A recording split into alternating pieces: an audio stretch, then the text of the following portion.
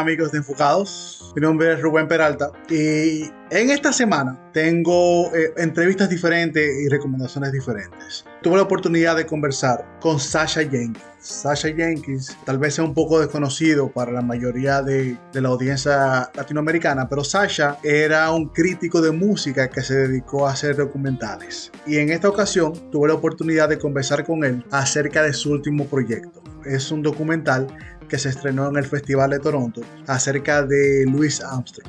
Y me enteré de muchas cosas porque a mí me gusta la música, pero yo solamente conocía la faceta musical, obviamente, de Louis Armstrong. Desconocía su vida personal, desconocía su trabajo político, su trabajo social, desconocía de muchas cosas. Y en una conversación que tuve con él, pudimos hablar de todo eso. También tuve la oportunidad de conversar con el elenco y el director de la película Pray for the Devil o Rezar por el Demonio. Es una película de terror que se estrenó en Estados Unidos para Halloween. Es de estas cuotas que Hollywood siempre tiene para satisfacer la necesidad de nosotros, los amantes del cine de terror. Yo adoro las buenas películas de terror. En esta semana, como le comentaba, traigo la conversación que tuve con Sacha Jenkins. Sacha es un nuevo director de cine que se ha dedicado mucho a contar historias sobre artistas afroamericanos. Tiene documentales acerca de raperos, tiene documentales acerca de músicos de la calle. En esta ocasión estrenó en el Festival de Toronto un documental acerca del jazzista Louis Armstrong, pero no solamente como músico, también cuenta cómo era su vida personal, porque Sacha tuvo acceso a mucho metraje y a mucho audio de su familia que le fue cedido para trabajar en este documental, que es muy bueno. Y no solamente si no te gusta o te gusta la música de jazz o conoces o desconoces de Louis Armstrong, es una historia muy interesante porque nos retrata cómo era la vida de los afroamericanos ya famosos hace unos 50, 60 años. Sacha era un crítico musical que se dedicó a esto, y es decir, que él conoce de la historia y conoce todo lo que conversamos. Aquí les dejo con mi entrevista con el director y escritor Sacha Jenkins. How are you, Sacha? I'm well. Thanks for taking the time to speak with me. My pleasure, man. My name is Ruben. I'm from the Dominican Republic. And after watching your documentary, I watched it a couple of weeks ago, it just struck me because I knew Luis as a musician. I love jazz. I was raised in an environment, and a very musical environment. And I never knew about his thought about social injustice and how he faced government, how he faced, being black back then. And it's not too much different being black right now. I grew up in a country where being black is not. It was not such difference to be black in here. But how do you think that what we don't use Louis Armstrong as a representation of social injustice with all the work that he did back then? Because there's a lot of misconceptions about Louis Armstrong. People don't know his story. I went into it growing up in New York City in the 80s, loving Public Enemy and thinking that, not that Public Enemy told me to not like Louis Armstrong, but the perception was that he was a sellout, a step and fetch it, dancing for the white man, whatever. And it wasn't until I did the research that I learned that he was the exact opposite of that and was probably the most creative person ever alive. I can't name anyone in the modern era who was as funny as him, could sing like him, plays instrument like him, fine artist, a great writer, who you can't name anyone like him. So when I learned about who he really was, I was completely blown away. And I think that some of the stuff you're saying, I think people will really see who he really was and hopefully find inspiration in who he is. What struck me is how many we have now from the things he did. Even, we love musical. Like, he was the first black person in a poster with a huge letter, on his name. And we don't see those things back then. Do you think that, culturally speaking, what was the biggest influence that he has that we still live in on the things that he created? Because he was pioneer in many things that we don't appreciate, that we just have it now for granted. Well, he changed the way people made popular music. He changed the way people sang. There's that example in the film of how popular music sounded back then in terms of stylistically. It was very stiff. It was very, I don't know, operatic maybe or something, very white. He infused something into the music that gave people a little bit more freedom in terms of expression. And so when you consider, where he was as a Black man in America at that time, and freedom isn't necessarily the first thing you think when you think Black man, but he taught America a certain level of freedom through his expression. It's just like, everyone's talking about, did you see the Elvis movie? Did you see that, he went to a Black church and he learned all this stuff? Like, Elvis learned some things that gave him a level of expression and freedom that he didn't know that he had. And so Armstrong's influence is like water. It's every day. It's in plain sight. And most people don't know. And hopefully after seeing this film, people will know. Why do you use the black and blue subtitle after his name for the name of your movie? Well, the song, he says in the song, "My only sin is in my skin." I mean, yeah, that's what the whole thing is about. And yes, the idea of abuse. And so, if you're struck, sometimes what's left behind is a black and blue mark. And even that question, like, do you feel different? You were white in this time instead of being black in a white world. Like, his music would have been different.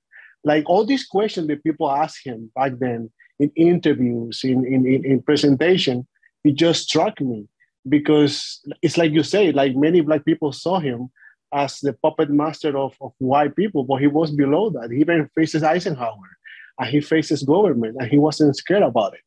And also, I learned that the guy was worldwide known.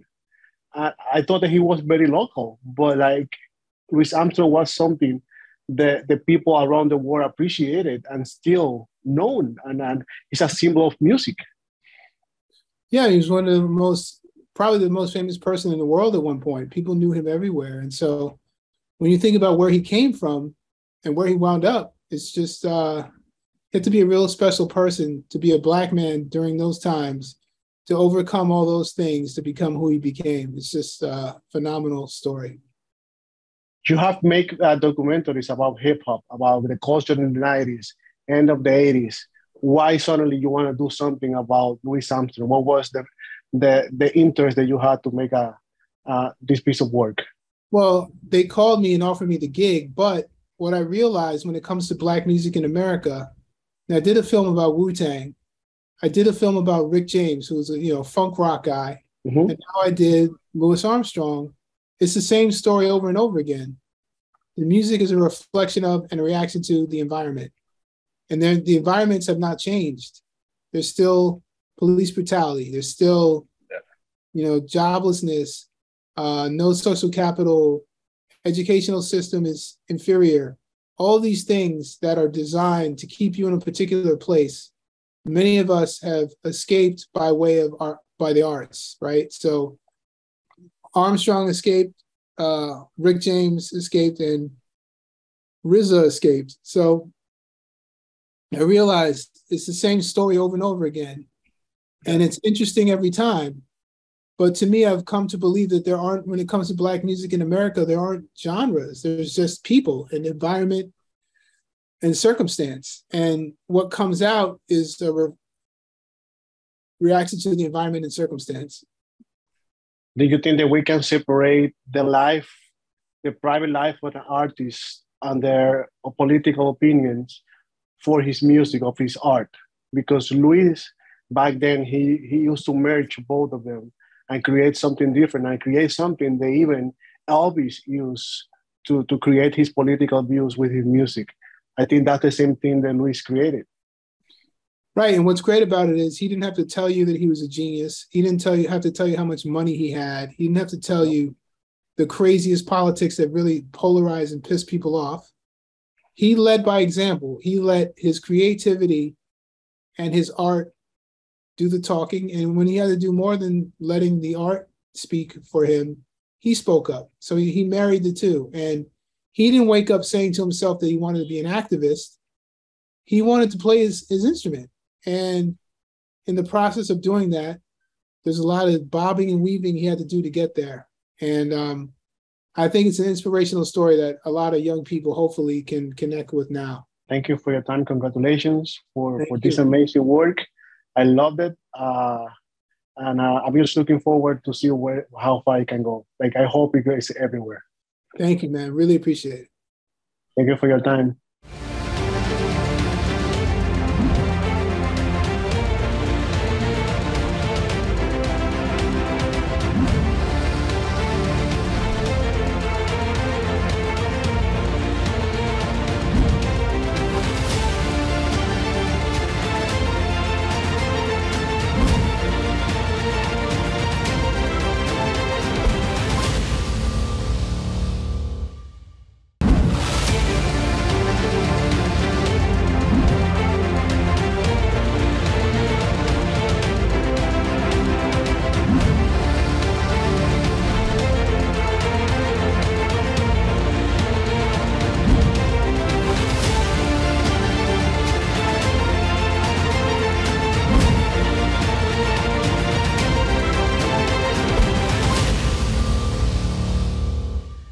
Luego de eso, yo soy amante del cine de terror.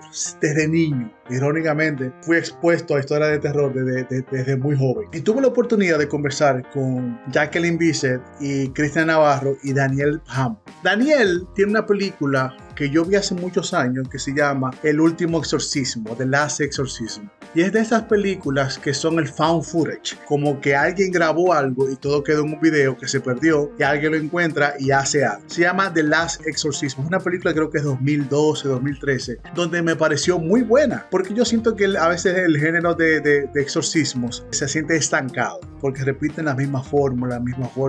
Aquí tuve la oportunidad de conversar con el director y con sus dos actores principales. Aquí les dejo con mi entrevista con Cristian Navarro, Jacqueline Bisset y Daniel Spam acerca de su película Pray for the Devil. How are you, Daniel? I'm good. How are you? I'm envious that you have the earpods that I always lose. I've lost my second pair. I'm like, I'm not investing in another one. I'm done. I'm like you. This is my second pair.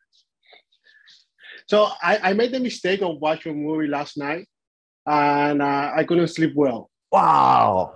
Score. So this is a great year for horror movies, and you add something great also. Do you think that we keep telling stories about exorcism because we have like a different story every year, but now yours is from a different perspective, like, you know, it's from the past and something that you carry with you, like something genetic? Yeah, I mean, I think the bitter truth is that we tell exorcism movies because they sell and people go to see them because it, I think, gets them differently, especially the audience that grew up with faith in their lives. It's decades of groundwork done that we as horror movie filmmakers can just kind of pick the fruit of. It's almost like the first act is already ingrained, you know? And that's why people, I think, go to them, and that's why studios keep making them. So then it's up to us filmmakers to say, we owe it to an audience to provide them with a fresh angle on this stuff. And that's a real challenge because exorcism is a pretty narrow genre in that you have to deliver certain set pieces that you owe the audience and that the audience bought a ticket to see. But on the other hand, they're also preparing to say, oh, this was just an Exorcist ripoff. You know, so how do you handle those two things? I made one exorcism movie before, and after that I watched a YouTube video of a 13-year-old who reviewed the movie, and it was the first horror movie that he ever saw in his life, and I will never forget that review because it was so genuine. And there was no cynicism. There wasn't, oh, I'm trying to be intellectual and I'm so bored with this because I've seen The Exorcist, blah, blah, blah.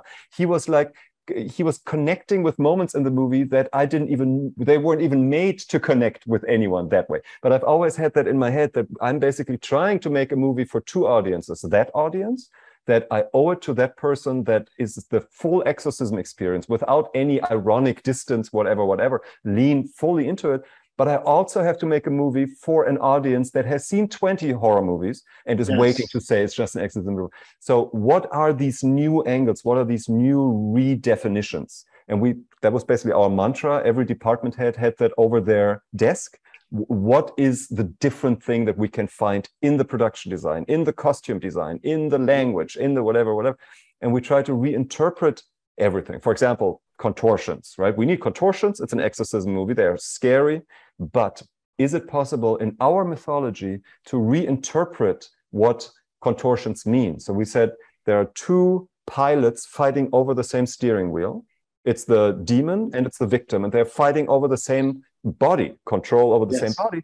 So ideally, I should be able to stop my actress at any moment in contortions and say, freeze, what is your right hand doing right now? Is it the demon? Is it the victim? Is it half and half? What's happening? So suddenly our contortions weren't there for contortion's sake, but they were an expression of a battle. They were basically, showing all that. And we tried to do that with basically everything.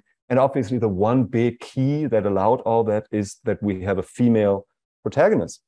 Because if she were, it's such a buzzword, the strong female protagonist, the feminist icon, all that stuff.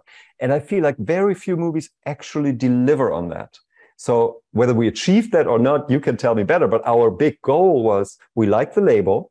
We think the label is important. How do we earn the label? How do we create a story where you don't just swap a male for a female, but it's so much part of the DNA that you wouldn't be able to tell it with anyone other than a female, because suddenly all these sources of conflict open up. With a male, it's just the priest against the demon, one source of conflict. With a female, she suddenly has to go up against the patriarchy, that is trying to keep her out, and she is suddenly becoming the most dangerous actor in the whole thing to the church, because the church is comfortable with demons and with devils. But with a female that says, hey, it's time for a change, I'm here to ring in a new age, that's terrifying to everybody. So suddenly you have a much richer, deeper story. Thank you for your time, Daniel. Even in the name, Pray for the Devil, it's like, okay, I'm ready for you. And thank you for your time. Great job. And I'm looking forward to watching the theaters. Oh, thank you. It means a lot. Thanks, Ruben. Have a beautiful day. Bye. Thanks, you too. Hi, my name is Ruben Peralta. How are you guys? Doing well, Ruben. How are you doing? Doing fantastic. Good. I really like the movie. I'm a huge chicken when it comes with exorcism movies. And but if every year we have a lot of movies about exorcism, what do you guys think this movie offer different than the other movies that we see every year? This movie focuses on why exorcism's happening rather than what is happening to the individual. Like right from the beginning, an exorcism is going to take place. It's a demonic possession. Where other movies, you go through this whole period where it's like, is it a demon? Is it something else? Right off the top that it's a demon attacking this little girl. From that point on, I just think the why is scarier, truly. How about you, Christian? I think beyond the obvious, which is it's the first telling of a woman exorcist in the Catholic Church, and as we mentioned in the film, 7 centuries. I think that's very important, and I think that's what sets it apart. But also, this is a movie that's rooted in relationships, so it's a scary topic. It's dealing with the supernatural, but it all stems from human relationships, and I think that we continue to touch on that throughout the film, and that's what grounds the film, right? So I think that. Because something really interesting is the past that Sister Anne has. And to me, the demon is also like a metaphor for any mental health that her mom had. Yes. And what do you guys think about the division of suffering from a mental health and the metaphor that we could see in the movie? Like the demon could be this depression that her mom had, and she had to struggle with her mom and also with the demonic possession that is chasing her. I think that idea attracted me to the film almost off the bat, because we're all capable of having that one thought and then that thought spiraling into something deeper, and that the idea that a demon comes in through that way, because that is what it feels like. You feel like you have no control over your brain at that point, and it's like learning. One, I think the power to forgive is powerful, but the power to forgive yourself is even greater and harder. And shame and guilt plays such a strong role, specifically in the Catholic and Christian religion, or religion in general. It's just a great avenue to choose exorcism in the church to explore those ideas. Jack and Christian, thank you for your time. I really enjoyed the movie. Congratulations. Thank you very much. Thank Mucho you. gusto. Un placer. Bye bye. Y ya estamos aquí con mi recomendación de la semana. Yo trabajo en el área de salud, así como hago cine, y tuve la oportunidad en Netflix de ver esta película que se llama The Good Nurse, o en español creo que le pusieron El Ángel de la Muerte. Es la historia de este enfermero que por alguna razón comenzó a matar gente, a matar pacientes, pero nunca se explica por qué él lo hacía, nunca se nos dice cuál era su motivo, cuál era la razón de él hacer todo esto. Y lo que más me llama la atención de esta película, aparte de obviamente la historia, que es sumamente fuerte, la gran actuación de Eddie Redmayne. Ese tipo se puede desdoblar en lo que él quiera. Y de verdad que tú sientes este lado oscuro de este personaje. Está protagonizada por él mismo, Eddie Redmayne, y Jessica Chastain, que hace de la enfermera, que medio descubre lo que estaba pasando. Es una película dramática con un poquito de suspenso, pero básicamente cargada por la increíble actuación del señor Eddie Redmayne. The Good Nurse o El Ángel de la Muerte la pueden encontrar en Netflix y ojalá y posiblemente la estaremos viendo, mencionando más mientras más se acerque la temporada de premios.